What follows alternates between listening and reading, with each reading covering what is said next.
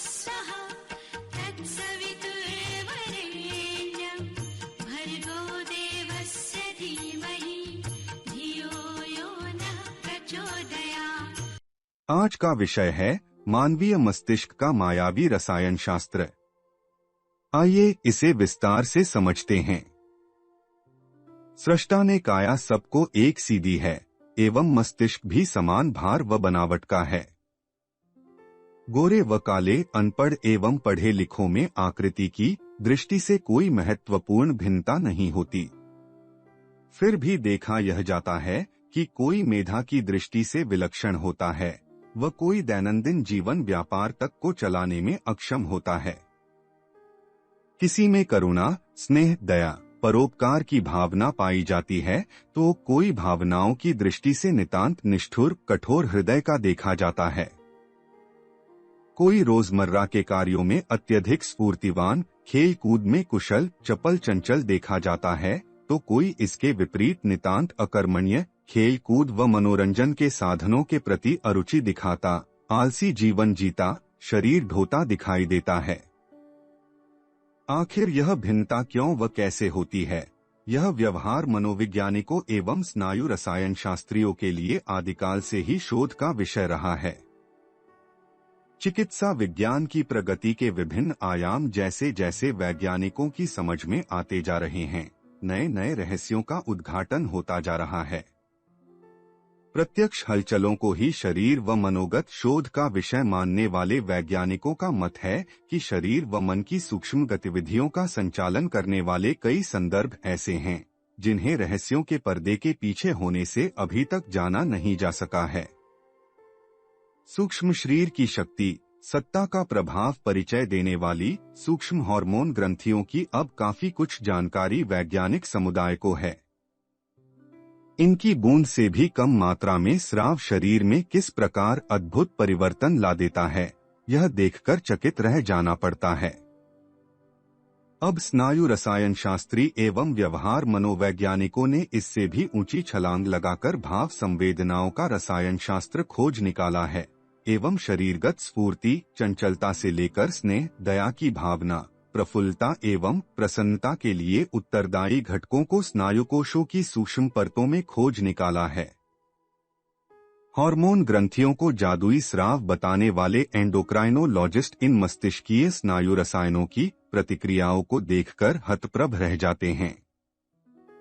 आश्चर्य यह है कि इस रसायन शास्त्र की जानकारी उन रोगों के माध्यम से मिली जिनमें मस्तिष्क या तो अवसाद ग्रस्त हो जाता है या क्रमशः स्मृति मेधा लुप्त होने से जड़ होता चला जाता है। अमेरिका के national institute of mental health के चिकित्सक वैज्ञानिकों का यह निष्कर्ष है कि भिन्न भिन्न व्यक्तियों के व्यवहार में पाए जाने वाले अंतर उन व्यक्तियों के मस्तिष्क में पाए जाने वाले एंजाइम मोनोअमीन ऑक्सीडेज, जिसे माओ भी कहा जाता है, की सक्रियता निष्क्रियता पर निर्भर करते हैं।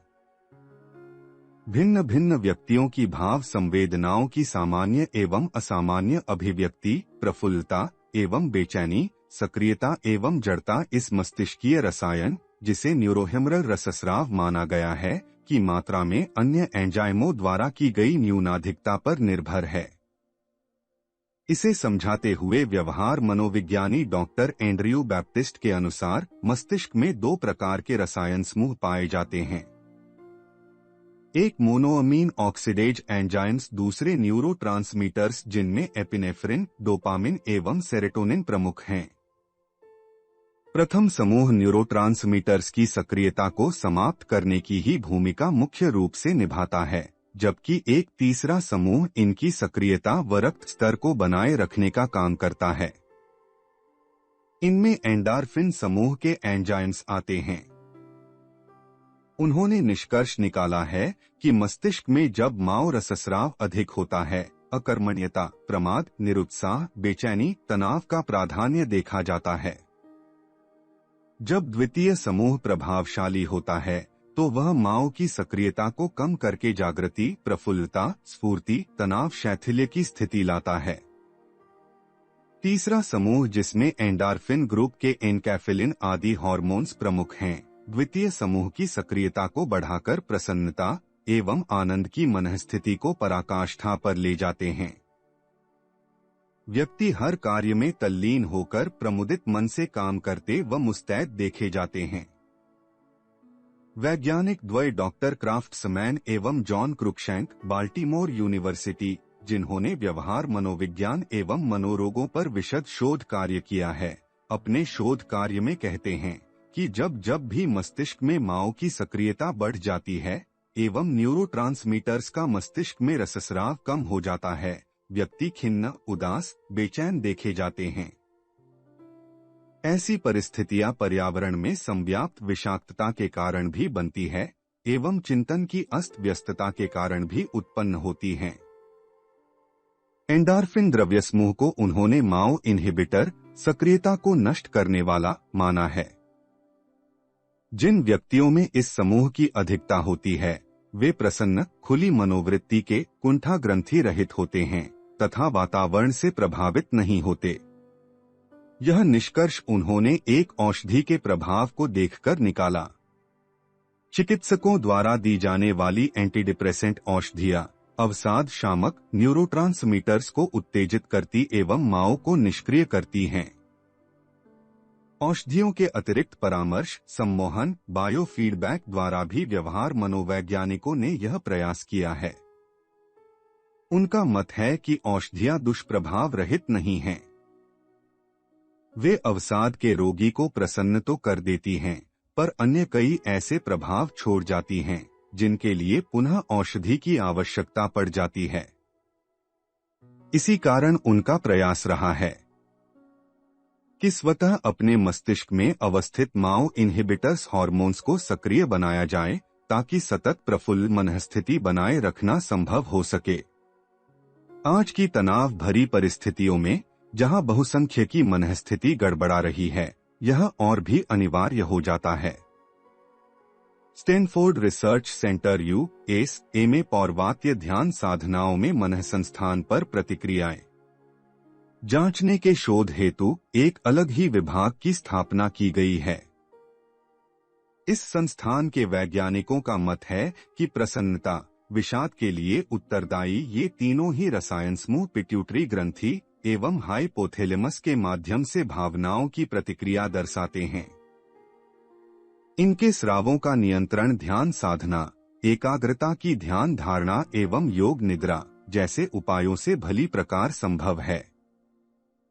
अभी तक वैज्ञानिक स्थूल रूप से रक्त में स्रवित होकर अपना क्रिया प्रभाव दर्शाने वाले कुछ हार्मोन्स से ही अचंभित थे।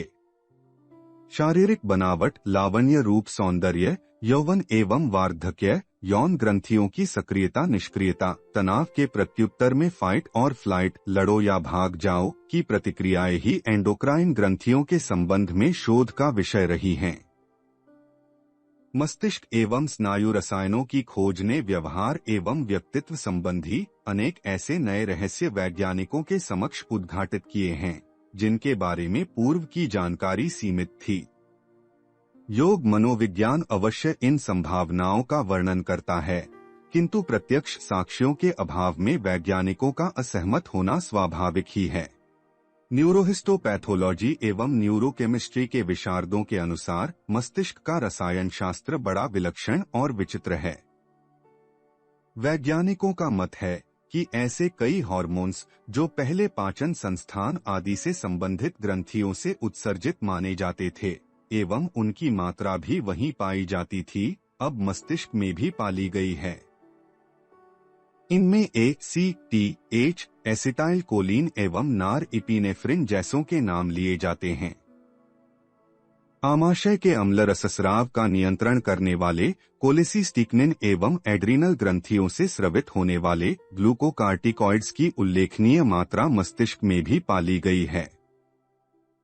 वैज्ञानिकों के अनुसार ये संभवतः स्नायु संकेत संप्रेषक न्यूरोसिग्नल ट्रांसमीटर की भूमिका निभाते व अधिक मात्रा में मनोशारीरिक रोगों को जन्म देते हैं। पेट का अल्सर, हृदयावरोध, irritable bowel syndrome, ulcerative colitis जैसे साइकोसोमेटिक रोग संभवतः इन्हीं हार्मोन्स के असंतुलन के कारण होते हैं। ज्ञातव्य है कि आज इन रोगों का प्रतिशत विकसित व विकासशील राष्ट्रों में 3/4 है। डोपामीन, गाबा, सेरोटोनिन जैसे स्नायु रसायनों की स्राव मात्रा में जब भी थोड़ी बहुत फेर बदल होती है तो संवेदनशील केंद्रों में विकृति आ जाती है, जिसके फलस्वरूप स्मृति लोप हो जाना, सठिया जाना, पार्किंसंस डिसीज, मांसपेशियों का तनाव व जड़ता की प्रधानता, डिमेंशिया जैसे रोग जन्म लेने लगते हैं। अच्छा खासा पढ़ा लिखा बहुमुखी प्रतिभा वाला एक विद्वान अपनी आयु के मोड़ पर जरा से स्नायुस्राव के असंतुलन से स्मृति व मेधा खो बैठता है।